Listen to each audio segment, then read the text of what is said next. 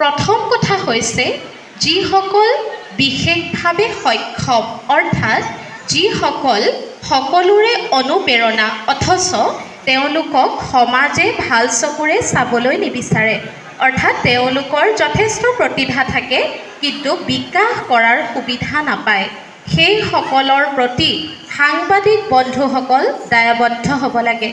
এই ক্ষেত্ৰত মই খবৰ 24x7-ৰ সুকীয়া প্ৰচেষ্টাক শলাগ নলৈ নোৱাৰোঁ।